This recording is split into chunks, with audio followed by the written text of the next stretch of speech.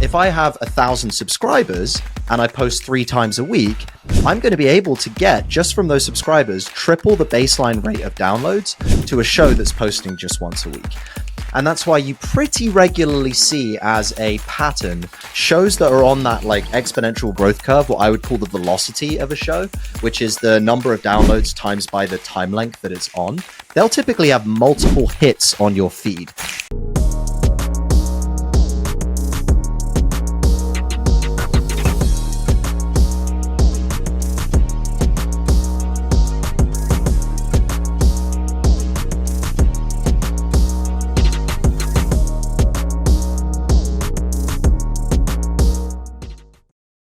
So Ben, why don't you kick us off? Why don't you start with the background? Tell us a little bit more about Astutely and your personal background. For sure. Appreciate you guys having me on today. So the story starts back in 2017. I got off the tube in London and put up a LinkedIn post, which was 5 apps you can use to be more productive. Post ended up blowing up. Little did I know I got into the content game at a good time where LinkedIn was favoring organic content, and made a bit of my name for myself there, and then started ghostwriting content, which led to hiring people, which led to becoming a freelancer, which led to starting a content marketing agency called Astutely, where I'd pretend to be founders and CEOs on the internet, ghostwriting for them, ghostwriting a bunch of organic content. As you guys know, the kind of merging of organic and owned media has been converging over time. And for people who love sharing their voices online, the podcast is kind of the next natural extension of that. So in parallel, started my own podcast, Subject Matter, which I've run for 5 years, 7 seasons, 150 plus episodes, which is really how I've learned the medium. And then just over 2 years ago, was approached by Adam and Becca, who were at The Hustle and are starting this new media company called Workweek. And they said, we're looking for a podcast advisor to help us out. Maybe you can help us there. So I started as an advisor, which led to them acquiring my content agency Astutely and my team, and then we built out the podcast network of Workweek. So kind of 2 years later, 8 shows under our belt, 4/5 with content market fit, and a bunch of virtual events and YouTube videos in between. It's been quite the roller coaster.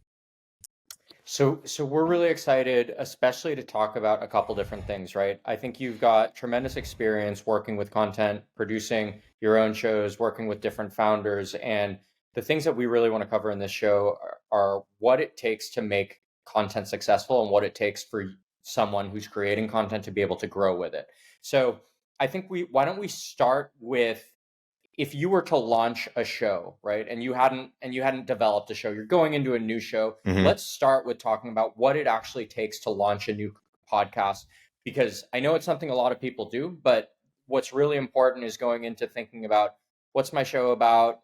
How are we going to execute it? What are the concepts? How is it structured? So why don't we talk a little bit about what goes into creating a successful podcast before you've even recorded the first episode? Sure. I think there's 3 parts to launching a successful show. Start with the audience. Number 2, figure out the creator's unique strengths. And number 3, package it in a positioning that's going to differentiate you in the marketing.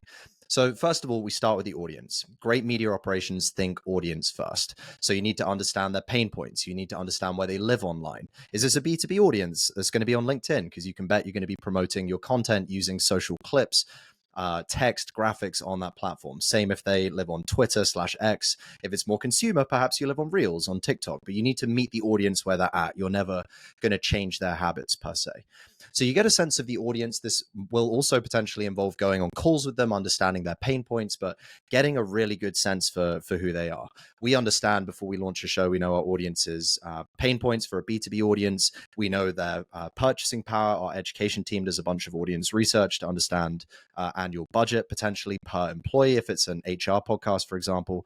But whatever the demographic information is, it's going to be contextual to your industry. So make sure you have a pretty deep understanding of who the audience is before you're going to launch.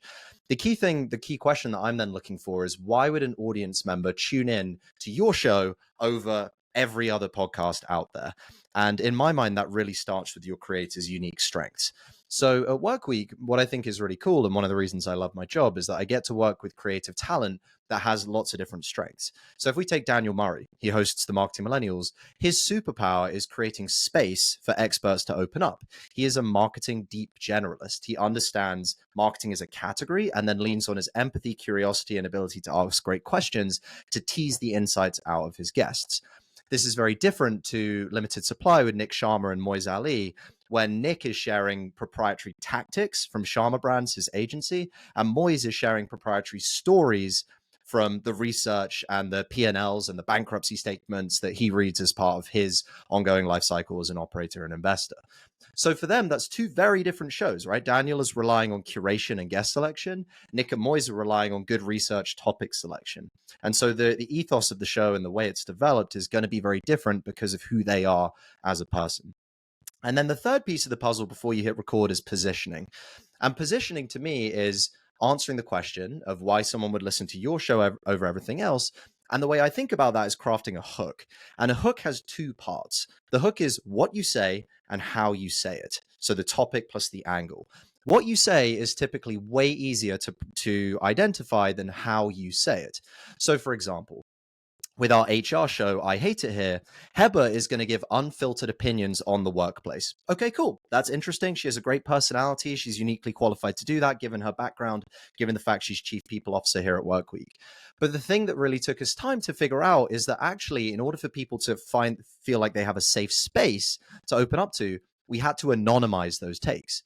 And so now we have a segment in the show called HR Horror Stories, where people anonymously submit their own questions and ideas around HR and actual real life examples that they've been in. Like, for example, my manager has been in relationships with two executives at the same time and crumbled my org structure. That's something that's only going to come up when it's anonymous. And we had to actually figure out that that kind of anonymous story is what's going to make the positioning of the show unique.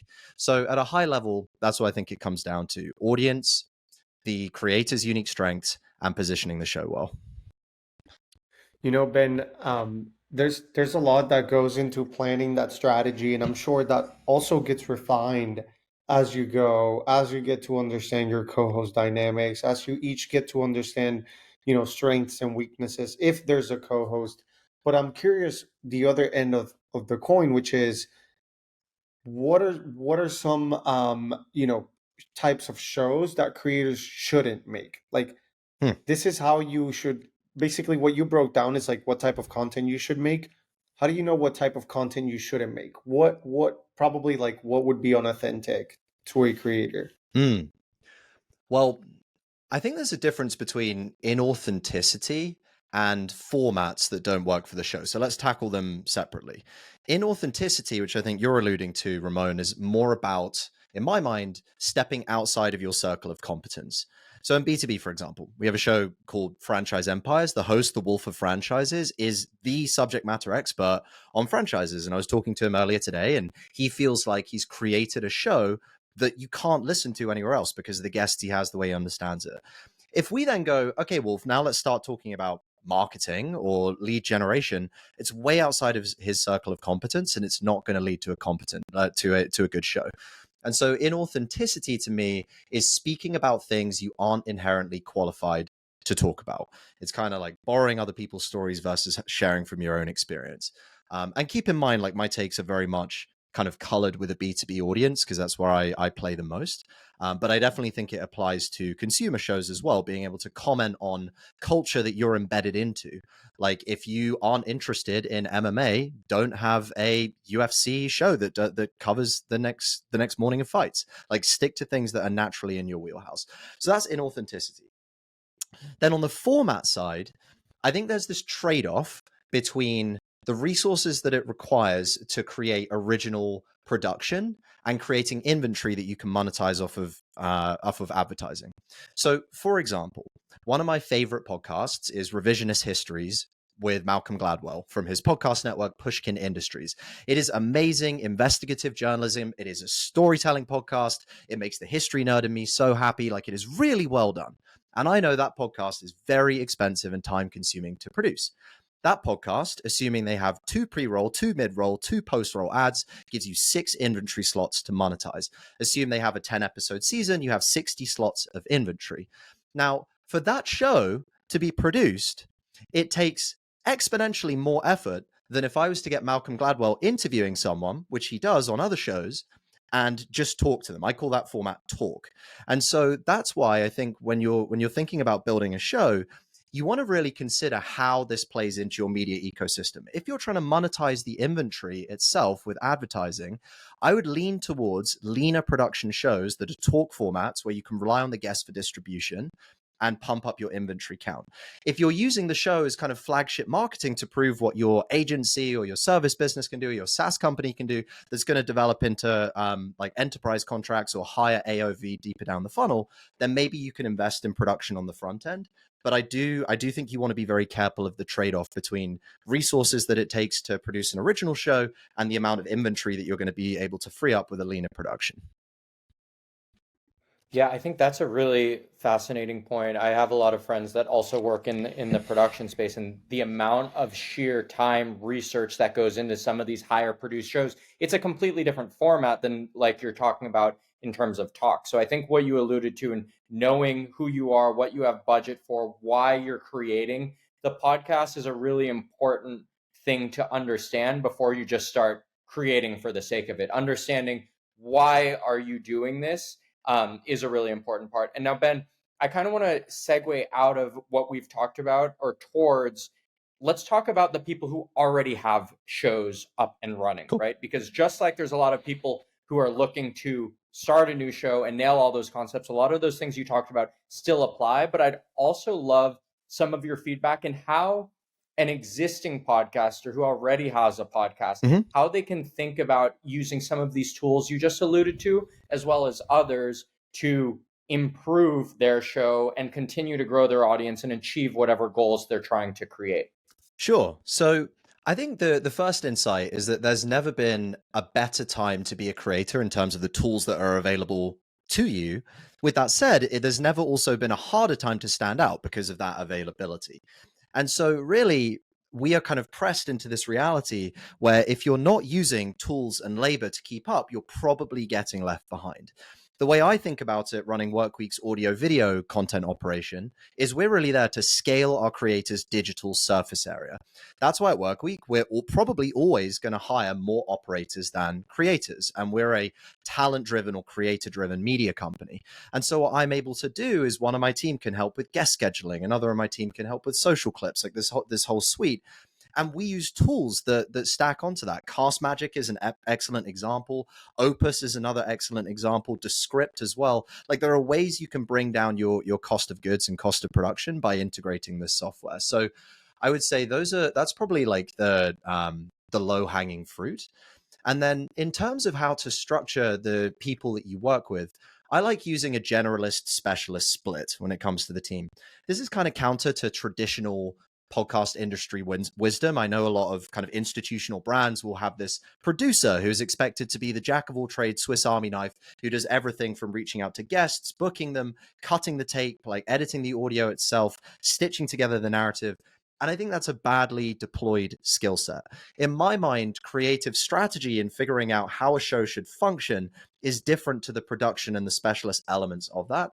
And so my first move for anyone who's growing a show is looking to scale themselves would be, number one, install a generalist project manager who can help you with scheduling, who can help you with managing the rest of the team and really kind of protect your time as an asset and be that shield.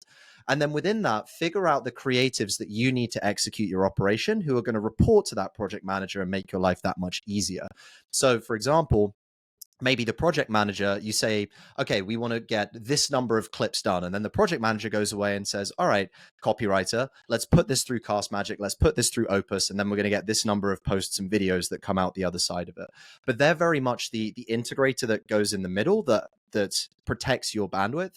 And then the specialists underneath are there to produce the creative assets, which would be audio, video, copy, and graphics that then report into them. Yeah, I absolutely love that because I mean that's why we built Cast Magic. It's because we realized that not only it was overwhelming to understand where to begin tackling growth from, but that we realized that if our operations aren't in place, it's just going to be impossible to grow. And there's certain things you can outsource and use AI tools for, and there's just certain things that you just can't, and someone should do, and that is that operations person. So, Ben, given what you just mentioned, I have a specific question for you, and that's, how do I know which channel to choose for growing my show? Sure. I think, again, you need to look at where your audience lives and where your unique strengths are. So this is kind of like the funnel that I filter these kind of questions through. Is like, where does the audience live? And then how am I uniquely positioned to reach them?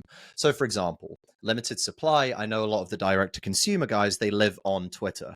I also know that Nick especially and Moise have embedded followings on Twitter. So it's natural for us to produce the podcast there. HR professionals spend a lot of their time on LinkedIn. So Heber, we post a lot of our assets there. We ask our guests to distribute there. We have a very much like social first distribution mechanic when it comes to our network, just because the podcasts are a skew in the media companies that we're building. However, if you were going to do an audio only play, then I think that you can also have success by doing a lot of cross promotion, where you have a certain number of inventory slots on your show going to another podcast and vice versa. With that, the key is having matching audiences where you can assume that the content you put out is going to match what they have. The average American only listens to about 7 to 8 podcasts in their rotation, which on the surface might look like a low number. The reason, I think, this is my kind of tinfoil hat conspiracy, but the social scientist a few years ago did some research, Robin Dunbar, called Dunbar's number. And Dunbar's number is the number of people that you can have in your brain at any one time to have a relationship with. That number is 150. And so after you've gone through your friends, your family, your coworkers, everyone else you know, there's not that many slots left. And I think a podcaster fills one of those slots. That's the value of podcasting as a marketing channel, is you really function as a friend on demand to that audience because you have that affinity, that emotional relationship and trust embedded. So if you think about that, that's quite a sacred value proposition. So when you're doing cross promotions, you want to be sure that the audience on the other side feels like your show is going to have that same emotional resonance and vice versa, that their show is going to have the same with yours.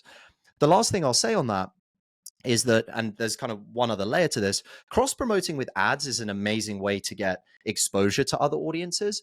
There's been research that came out earlier this year that suggests that guesting on a podcast is more effective for conversion than just running those cross promotions. And it kind of makes sense if you think about it. Spending half an hour, even 90 minutes on someone else's show, if they're immersed in your ideas, if the show has a high completion rate percentage, they're going to stay with you a very long time. And so actually going out and seeking out other shows and thoughtfully pitching them and saying, hey, this is something like there's a way that we can potentially work together. There's a match. A great tool for this is podpitch.com. They help with the outreach process. The team there has done a phenomenal job at building that out. And that's another way that you can kind of scale yourself and try to get presences on each of these shows. Hey, Ben, my next question was going to be moving on to something that we'd talked about offline, but I think is very under discussed and very important for nailing a show. So podcasters, sometimes they go solo at it. They have a show, they're able to do it. But sometimes, like in the case of me and Ramon right here, we've got 2 hosts, right? Mm-hmm. We like doing it because it gives us a different perspective. I have the different lens into things than Ramon does, and it leads to conversations we like having. But what you've pointed out is that host dynamics are something that's very important to nail and very important to get right. Yeah. So I'd love to talk to you a little about, should you have a co-host for your show, and how do you decide if you should go at it solo or bring in a co-host? And B, once you've decided if you're going with a co-host, how do you set up the dynamics there to have a successful host-co-host relationship? Yeah, I love this question. So the first thing I think about with whether to bring on a co-host or not is chemistry. Chemistry is typically something that can be built over time, but not forced or faked. You either have it or you don't. And you'll notice it in the instinctive ways that people are able to read each other over time. And I think kind of deep down, everyone really knows if they have chemistry or not with someone. You just know from the vibe that you can pick up. If you're able to ask good questions, you're able to hold space on a podcast, especially an interview show, you're demonstrating emotional intelligence. And so long as you're not kidding yourself, I think you can generally assess this. Some of the ways that I like to think about this on a podcast, assuming that you want to go with the co-host, is number one, assigning certain segments to each of the co-hosts. So segments are the way that a show develops. If you think about Saturday Night Live, they might have a comedian on, they might do a skit, then a musician, then an interview. Those are the discrete segments of the show. And in much the same way, I think podcasts, one way you can approach having a consistent narrative is having kind of 3 to 5 discrete segments that fill up the show. And so each co-host, you can kind of have a driver of those segments if there's something that you're particularly passionate about, and then someone who takes the back seat, so someone who's kind of pushing the tempo. The other way you can do it is taking a page out of a sports commentator's playbook, which is having play-by-play and color. So when you listen to a football game, basketball, baseball, you will typically have someone who kind of pushes the pace of the conversation as it's happening. That's what's called play-by-play. The batter hits the ball, he runs, and you have someone calling that action out in real time. That's your play-by-play who's getting you hyped, getting you energized. And they're typically coming in with that kind of big, brash personality. The color commentator then is typically more collected. They are smoother, stiller. They're typically kind of more down tempo. And what they do is when there's gaps in the conversation, they add texture to the experience. And so if we, for example, if we say I'm looking at books on my bookshelf. If we say there's a reading podcast, maybe you have someone who is asking what kind of books you're reading at the moment, why you chose those books. And then the color commentator would come and say, it's interesting that you picked that person because I've been reading this and it connects to this idea. So they're adding depth to the conversation. So play-by-play and color versus owning segments are the two ways I would think about it. And then the last thing I'll say is if you are considering having a co-host, I think one of the things that can be intimidating when doing that is kind of feeling like you're giving up a certain amount of creative control of the show. And it's worth saying that all decisions are reversible. And so what you can do is test it for a certain amount of time. And what we like to do with some of our shows at Work Week is actually just have them on for a specific segment each month. So FinTech Takes, for example, with Alex Johnson, Bank Nerd Corner, one format, has a different co-host that he comes on with Not FinTech Investment Advice as another show. And what's cool now is that him and one of his other co-hosts, those pairings will get invited to speak at events or on other podcasts as a duo because people associate them together. So if you have someone in your network you're considering bringing on as a co-host, number one is assess for chemistry. Make sure that you guys have good rapport, you can read each other well, you can balance conversation well. And then second thing, is there a specific format that would fit them well? For example, if someone loves giving hot takes, they're typically that kind of higher energy, then maybe you do a community Q&A style show where you source questions from the audience and have them deliver their takes, because that's going to allow them to kind of naturally fit into your show rather than pushing them into somewhere they're not comfortable. I love that. Ben, my next question, kind of piggybacking off that, was for people who have shows, like let's say we've got the show, we've started it up, we've decided that we're doing host, co-host, it's starting to go well. How do what should I expect if I'm starting a podcast in terms of downloads, right? I know we hear this idea that like consistency is so important. So I'd like for you to flesh out a little bit about how important is consistency when it comes to podcasting? And what should I expect if I'm a new creator and I'm putting out my show? Am I expecting 10 downloads? Am I expecting 20 downloads? Like, how do I have a gauge of how well I'm doing as a podcaster when I've just launched? Sure. So there's a few pieces to that. And to begin, we need to understand what being consistent is actually doing to your podcast on a mechanical or technological level. So podcasts themselves are built on a technology called the RSS feed, stands for really simple syndication, which is a tool that collects information or aggregates information and links on the internet. So if you've ever been on Reddit and you see the Reddit format, that is a collection of links built on RSS. And so what you're doing when you have a podcast is you're uploading your MP3 file. If you're listening to this, you're going to be listening on a podcast player, probably Spotify or Apple, maybe YouTube. I mean, if you're indie alternative, maybe you're listening on Castbox or Stitcher, shout out one of the third-party platforms. But you're probably listening on one of those sites. And what's happening is wherever Blaine and Ramon are hosting the show, that single source of truth is then going to be distributing with one click to all these other podcast players. So that's using RSS. Now, the reason that having people show up on your show is made possible by this is because every time you click follow or you subscribe to a show on Apple especially, the show auto queues as a download in your player. So if I'm subscribed to Uploading and this episode drops, I am automatically going to get a download on my phone. So one subscriber equals one download. So that's why it's really important to push your audience to follow over time. And so now we add frequency into the equation. If I have 1,000 subscribers and I post 3 times a week, I'm going to be able to get, just from those subscribers, triple the baseline rate of downloads to a show that's posting just once a week. And that's why you pretty regularly see, as a pattern, shows that are on that like exponential growth curve, what I would call the velocity of a show, which is the number of downloads times by the time length that it's on. They'll typically have multiple hits on your feed. Modern Wisdom is a great example of that, doing 3 guest interviews a week. Danny Miranda is being super consistent at the moment. Tim Ferriss is able to repurpose his episodes to keep feed momentum. And that's kind of what we're alluding to here, is what I call feed momentum. That's why it's important to have at least a weekly hit on your feed. And then if you can, get creative with chopping up elements of your show into short form content. So maybe Blaine and Ramon come back on December 25th and they say, hey, we're doing a look back over Christmas. Here's some of our favorite festive highlights of the show. And then they chop up 4 to 5 segments from the show. It takes them 10 minutes to record, but now they're getting half an hour more of quality content. The big caveat that underpins all of this advice is that the quality has to be there. If you repurpose too much or you're lazy with the content, it doesn't matter how many times you hit on the feed, because people aren't getting the show promise. And that's the way to think about episode quality, is when someone listens to the show, what are they expecting to get from it? And make sure you're fulfilling that every time. So Hey, Ben. Mm-hmm. Yeah, go for it. I was going to say, you mentioned a few creators there, and I'm curious, who are the creators that who really have piqued your interest recently, that people should go and keep an eye on and use as inspiration? Who are you looking up to these days as a creator?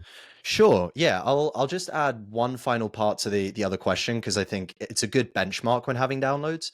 Generally, if you can get consistently 5% month over month organic growth, I think your show is in a really good spot.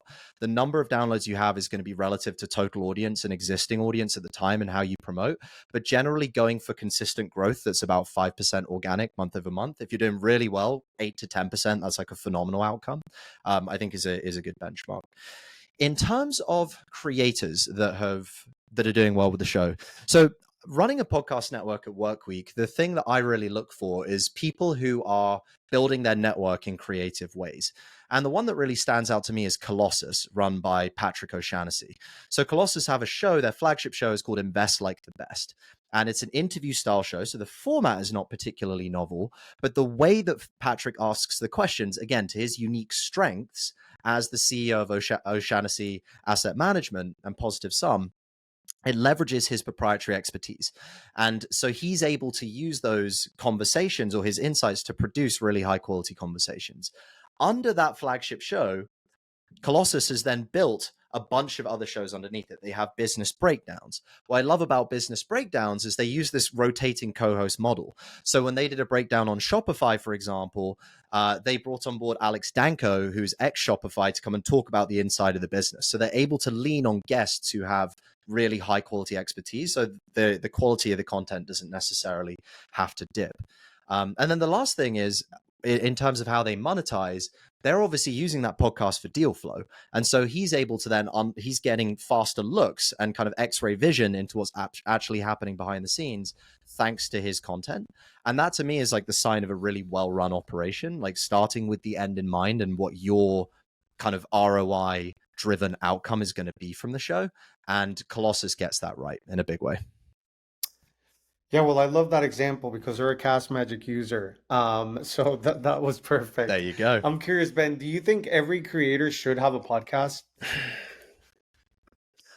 No, I don't think every creator should have a podcast. I think every creator should know what their strengths are and know the channel that is best suited to their strengths. I kind of think about this in a medium breakout, and that is between the medium of voice versus the medium of text. Having worked with a fair few creators now, I can confidently say there are creators that are world-class at text who do not want their voice on the mic, and vice versa. There are creators that are amazing with their voice who are not so good with text. And that goes across B2B, B2C, everywhere. It just depends on your natural proclivities. So the first question, whenever I'm jamming with a friend over coffee who is like, hey, I'm thinking of creating, where do I start? My first question is, do you feel more comfortable speaking or typing? Is it text or voice? And I think knowing that then dictates how you build your stack. In B2B, if it's voice, obviously podcast and YouTube becomes the anchor. If it's text, then definitely a newsletter for the data and distribution and performance that you can get off of that. But that's kind of my starting point, and then build from there. Ben, as we wrap up here, I had one last question about operations, right? One of the things that we had chatted about and that you guys take really seriously is auditing time, operations, and really understanding the ROI of content. Mhm. So for content creators who are either A, starting out, or B, have a content operation going, how can you be better at understanding the ROI you get from creating content? Sure. So the first thing is, depending on your goals, the ROI is going to look quite different. And so there's kind of two plays here. If you're a media company or you're building out a media arm, your ROI is typically in the short run going to come from monetizing that media through advertising, sponsorships, through brand partnerships. So that's one angle that you can potentially take. The other, which I think is going to probably apply to more people listening to this podcast, is integrating the media that you're building into your company goals.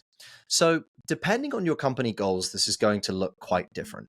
If you are an enterprise company and you're looking to use the podcast to deliver ROI, it's probably moving leads through your deal cycle. And it's an excuse to build affinity and trust with them, having an hour conversation with them.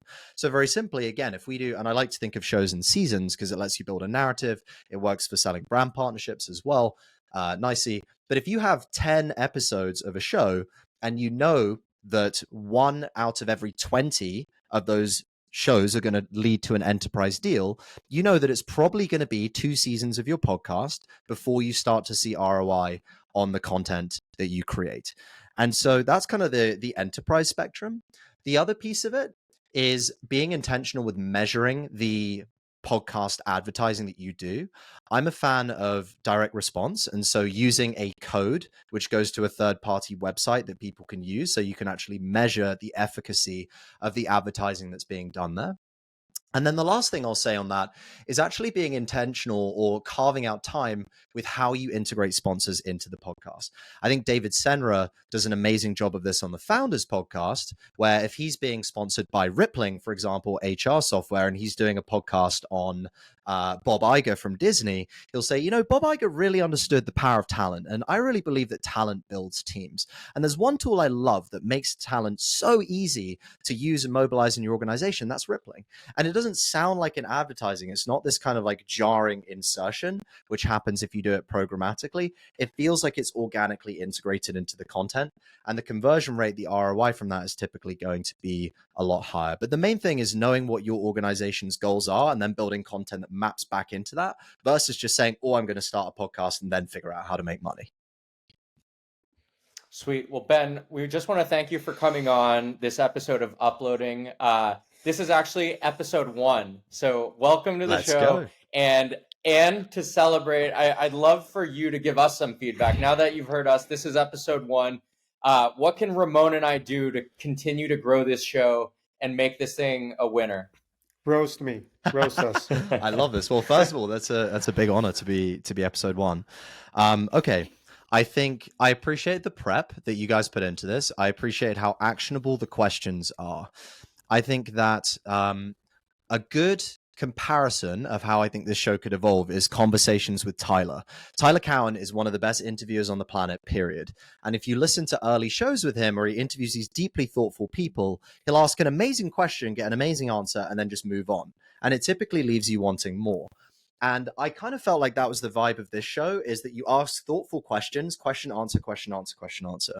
What I would invite you to consider in the future is if there's a take that you feel like is really juicy or is adding value, don't be afraid to go 2-3 levels deeper into that. So, for example, if you really liked the take on the trade-off between cost of goods for talk shows versus amount of inventory that you get with original production, you could be like, I want to dig deeper into that. Like, how does that play out in your network? How would you think about launching a show like that? Like, there's all these other kind of tangential questions.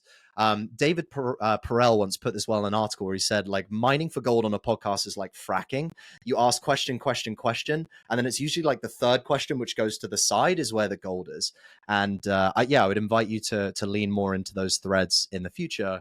And then the last thing I would say is, like, can you name the segments to create some more intentionality? So I think a lightning round fits this show really well, given how actionable it is. Like, what is one tool that you're using that's driving the most productivity or leverage in your content stack right now?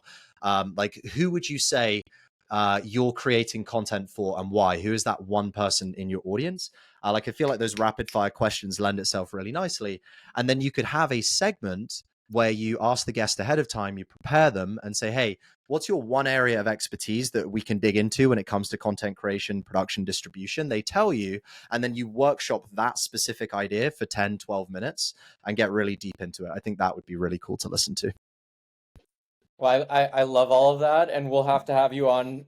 We'll have to have you on again, and we can do lightning round, and we can go fracking. We're gonna have a lot of fun. Let's do it. Ben, as we wrap up here, why don't you shout out, where can our audience connect with you? Where can we find you? Are you on socials? Shout out your links and where we can connect. Yeah, 100%. Best places to find me are Instagram at Ben Bradbury. You can drop me an email anytime to chat, ben@benbradbury.com.